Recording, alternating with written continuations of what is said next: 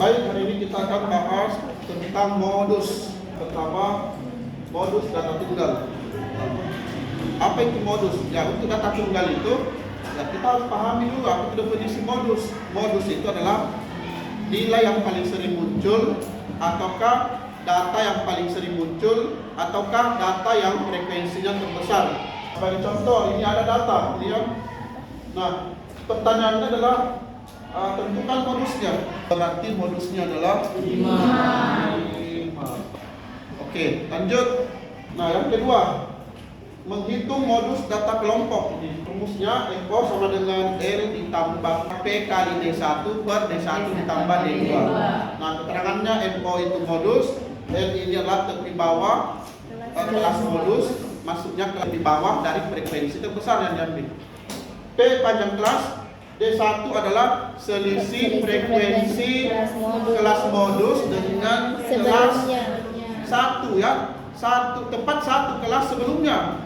D2 selisih frekuensi kelas modus dengan frekuensi tepat satu kelas sesudahnya. Sebagai contoh soal, bagaimana menghitung modus pada tabel dan bagaimana pada histogram. Nah, di sini ada soal dalam bentuk tabel distribusi frekuensi data kelompok seperti ini. Bagaimana cara menghitung modusnya? Langkah pertama adalah kita harus mencari frekuensi terbesar. Frekuensi terbesar ini ada pada kelas keempat ya.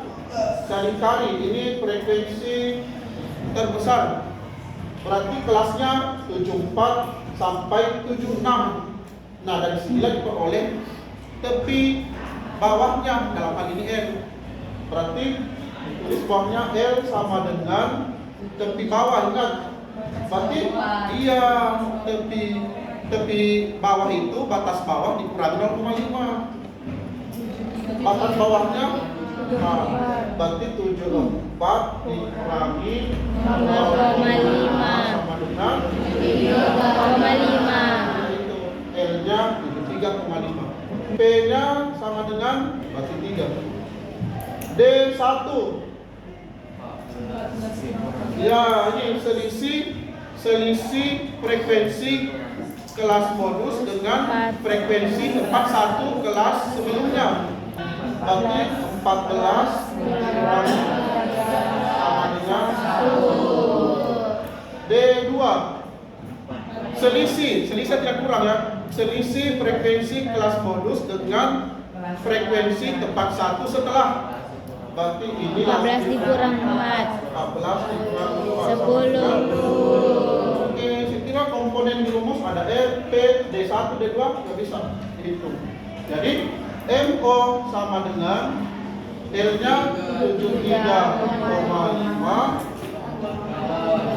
tambah 3 kali 1/11 sama dengan 73,5 ditambah 3/11.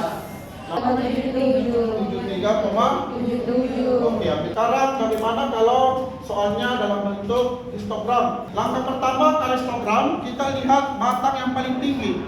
Batang tertinggi ada 14. Berarti frekuensi terbesarnya ada di batang keempat. Nah, berarti mencari R-nya sama dengan berarti 14 ini berada di 74 sampai 76. 3,5. 4 dikurangi sama dengan 73,5. P-nya sama dengan 3 juga. D1. Nah, berarti kalau melihat histogram, berarti D1-nya adalah batang sebelumnya ya. Batang yang tertinggi di frekuensinya dikurangi batang sebelumnya, satu batang sebelumnya. Berarti 14 dikurangi 1. D2 setelah batang setelahnya, selisih 10.